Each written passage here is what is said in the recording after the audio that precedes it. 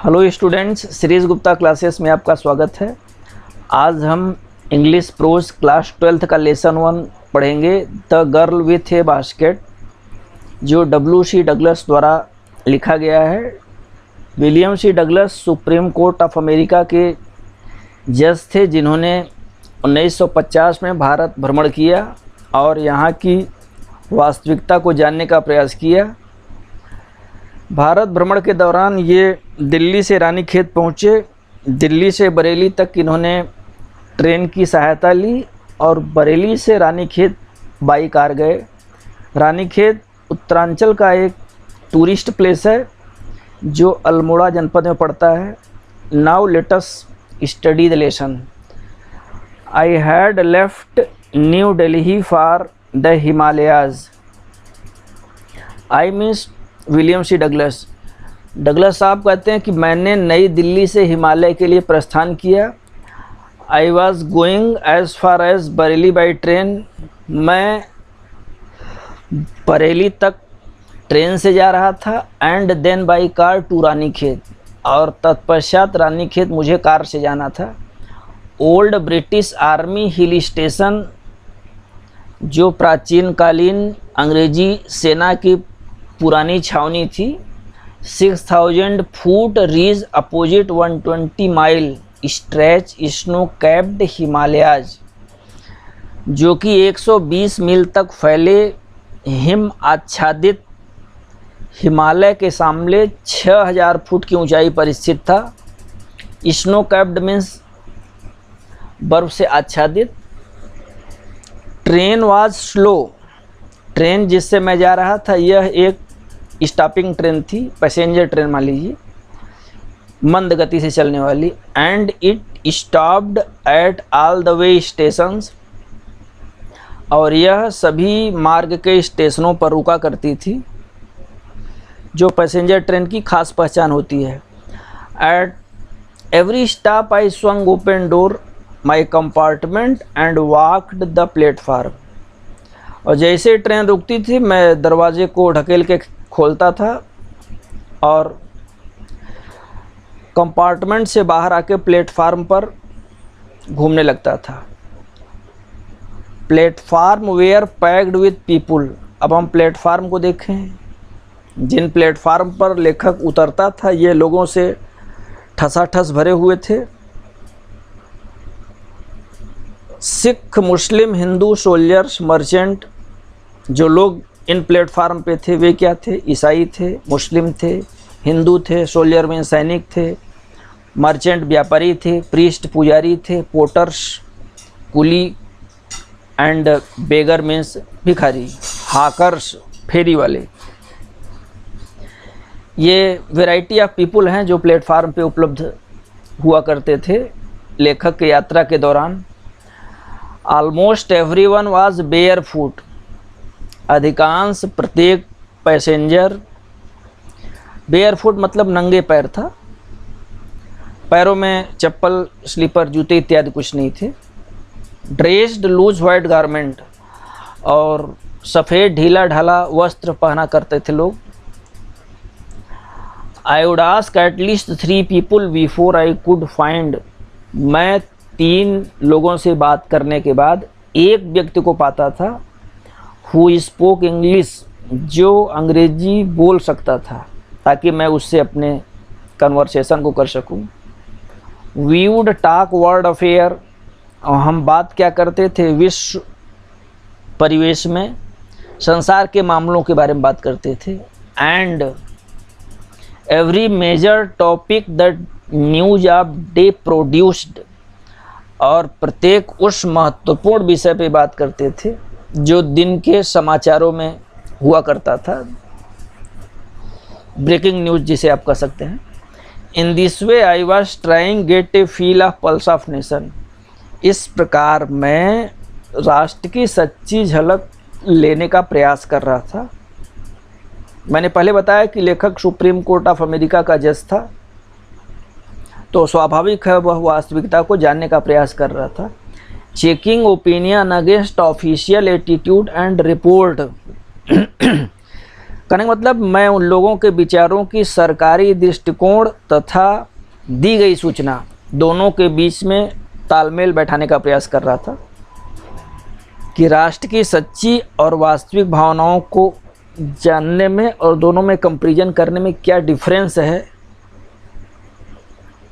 और देखो बच्चों, route lay through one of richest of India's agricultural area. Route means मार्ग। जिन मार्गों से मैं जा रहा था, यह मार्ग भारत का सबसे समृद्ध कृषि प्रधान क्षेत्र था। एग्रीकल्चरल एरिया मतलब कृषि प्रधान क्षेत्र। And the richest means superlative of rich, सर्वाधिक संपन्न कह लीजिए। This was plain of upper Ganga river. कारण था कि यह ऊपरी गंगा नदी का मैदानी क्षेत्र था। 1000 फीट एबव सी लेवल, समुद्र तट से 1000 फीट की ऊंचाई पर था। बट ट्रॉपिकल, लेकिन अत्यंत गर्मी और वर्षा वाला क्षेत्र था। Ganga was brown silt. Ganga नदी की स्थिति क्या थी? गंगा नदी भूरे रंग की जलधारा जैसी दिखाई दे रही थी। एंड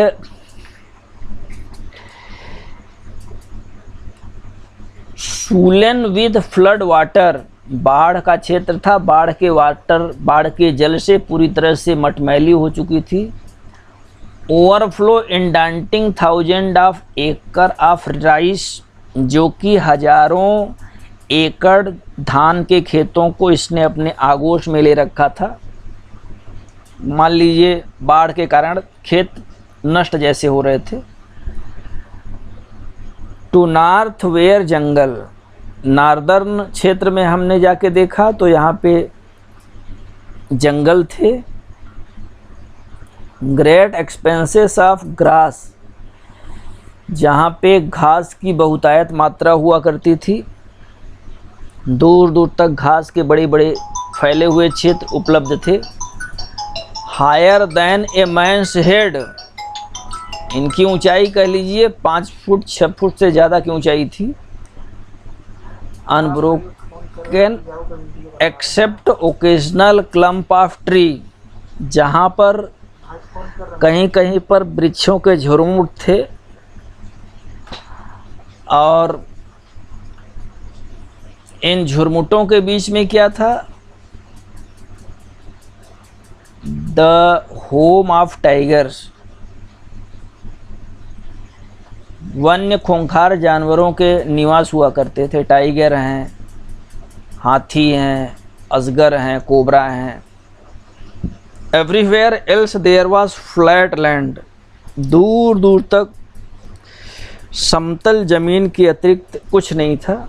रनिंग टू होरिजन, जो मानो क्षितिज बिंदु तक जा रहा हो। Dotted here there with sacred banyan tree, लेकिन यदा कदा कहीं कहीं पे पवित्र बरगद के वृक्ष थे, पीपल के वृक्ष थे। एल्म, रोज ऑफ पाकड़, पाकड़ के वृक्ष थे। शेप्ड लाइक एल्म, जो आकार में एल्म की भांति दिखाई दे रहे थे। ये भी एक पेड़ है। हैविंग थिक ट्विस्ड ट्रंक, मोटे मोटे घुमावदार तने थे इनके। Hot humid air was moving in, गर्म प्रचंड हवाएं चल रही थी।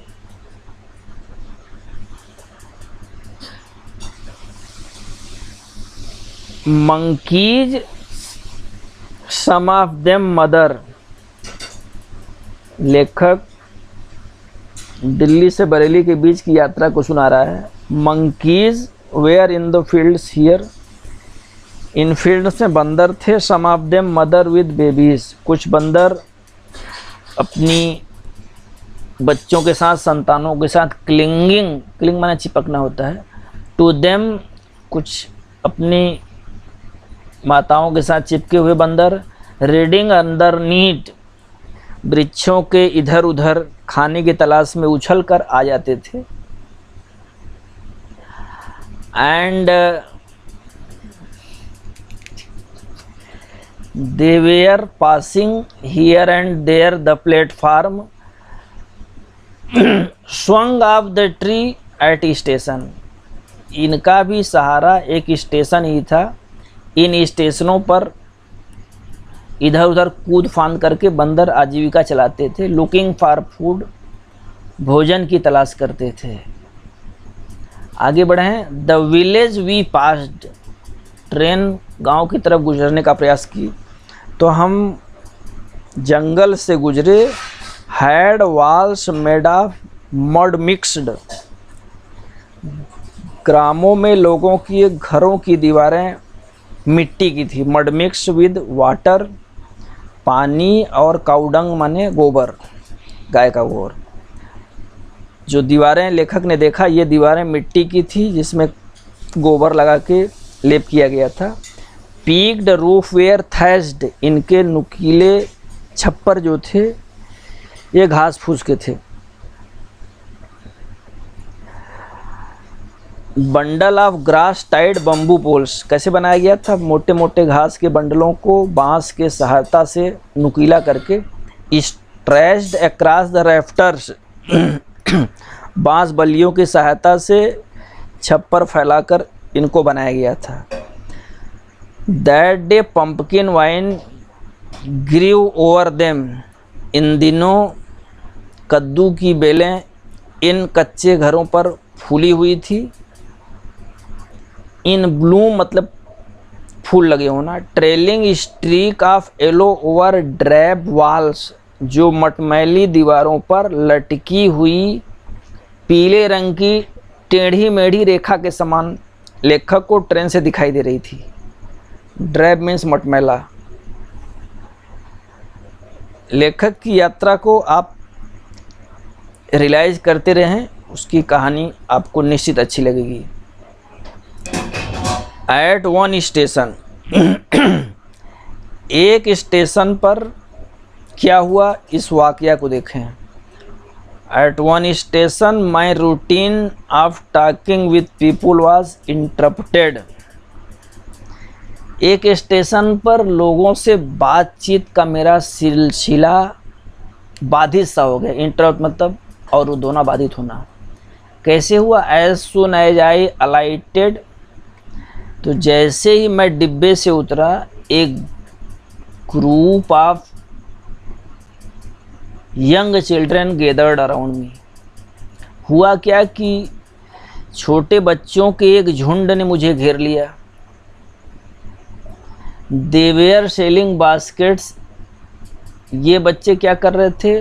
टोकरी बेच रहे थे। हैंड बोवेन रीड बास्केट, हाथ की बनी हुई रीड मतलब सरपत की टोकरियाँ, सरकंडा कह दीजिए, नरकट कह लीजिए, जंगली घास से नदियों के किनारे आप इसको पा सकते हैं। प्राचीन काल में इन्हीं सरपत नरकट के डंडियों की सहायता से लेखन काम होता था। विद सिंपल डिजाइन पैटर्न, जो देखने में सामान्य बनावट और तौर तरीके में थी, सादे नमूने थे इनके। दे हेल्ड बास्केट हाई, दे मतलब वे शरणार्थी बच्चे। इन बच्चों ने इन टोकरियों को ऊपर उठाया हुआ था। साउटिंग देयर वेयर, जो जोर जोर से अपने सामानों को बेच रहे थे। डिडंट नो, इनकी भाषा तो मैंने नहीं समझा। कन्वेइंग अनमिस्टेकली देयर डिज़ायर, परंतु उनके इन शब्द से उनकी इच्छाओं को निश्चित रूप से मैं भांप ले रहा था कि वे चाहते क्या हैं। दीज वेयर रिफ्यूजी चिल्ड्रन, ये शरणार्थी बच्चे थे। शरणार्थी क्या थे इसको समझिए। When partition between India and Pakistan was decreed, जब भारत पाकिस्तान का बंटवारा हुआ आज़ादी के बाद, 100,000 people changed their residences, तो क्या हुआ कि सैकड़ों हजारों लाखों कह लीजिए लोगों ने अपने निवास स्थान को छोड़ दिया। 9 million people left Pakistan. Record क्या कर रहे थे? कि 90 लाख लोगों ने पाकिस्तान को छोड़ा। 9 मिलियन 90 लाख लोगों ने पाकिस्तान को छोड़ा। Came to India driven by fear of religious fanaticism, और भारत आ गए। क्यों आ गए? रिलीजियस फैंटिसिज्म मतलब धार्मिक उन्माद के भय के कारण। और आज़ादी की कहानी कोई किसी से छिपी नहीं है, हम आप बढ़िया समझ सकते हैं। They were poor people start with, ये गरीब लोग थे जब इन्होंने पाकिस्तान से भारत की यात्रा की तो पूरी तरह से गरीब थे। They were poorer they began their long trek, और लंबी यात्रा में धीरे धीरे और अधिक गरीब होते गए। For all they could carry was a bit of food and feud belonging, जो कुछ ये ला सके ये था मात्र थोड़ा बहुत भोजन और कुछ सामग्रियां। सून दे वेयर आउट ऑफ फूड, और इनकी लंबी यात्रा में शीघ्र ही ये लोग कंगाल हो गए, भोजन पानी सब इनका ख़त्म हो गया और भूखों मरने लगे। Few day after they started they began to fall, यात्रा के थोड़े दिन बाद ही ये जहाँ तहाँ गिरने लगे। They died from weakness of hunger, रास्ते में भूख से। डाइड वेयर दे फॉल, और जहाँ मार्ग में गिरते थे वहाँ प्रायः मर जाते थे, कुछ ही लोग आगे बढ़ पाते थे। चिल्ड्रन सेलिंग बास्केट्स, तो ये जो बच्चे आज इन प्लेटफार्म पे बास्केट बेच रहे थे। Were sons daughters of these refugees, ये इन्हीं शरणार्थियों के बच्चे बच्चियां थे। They are their parents or relatives, ये शरणार्थी लोग, इनके बच्चे बच्चियां, इनके नातेदार रिश्तेदार। गेदर्ड सिटीज़, इन्होंने शहरों में अपना डेरा बना लिया था। सेटिंग अप स्टॉल्स, छोटी छोटी दुकान डाल दी थी। मैन्युफैक्चरिंग सिंपल आर्टिकल्स, और यहाँ पे ये छोटे छोटे सामान्य वस्तुओं का निर्माण करते थे। Trying to make a living in market, और बाज़ारों में अपनी आजीविका कमाने का प्रयास कर रहे थे। ऑलरेडी ओवर क्राउडेड, उन बाज़ारों में जो पहले से ही पब्लिक से भरी हुई थी, वहाँ ये भी अपना जीवन निर्वाह करने का प्रयास कर रहे थे। दे लिव्ड इन क्लॉथ, लेखक शरणार्थी लोगों की कहानी सुना रहा है। They lived in cloth and grass shed, ये लोग टेंट में रहते थे, कपड़ों के घरों में रहते थे। लाइंड इन स्ट्रीट, इनका डेरा भी लंबी कतारों में देखा जा सकता है। The pageants among these refugees, अब इनमें विभिन्न वर्ग थे। मान लीजिए कुछ इसमें कृषि आधारित परिवार रहा होगा। इन शरणार्थियों में जो किसान थे, कहने का मतलब पाकिस्तान में रहते हुए किसानी कर रहे होंगे तो भारत में भी आके उन्होंने सोचा यही रास्ता अपनाएं।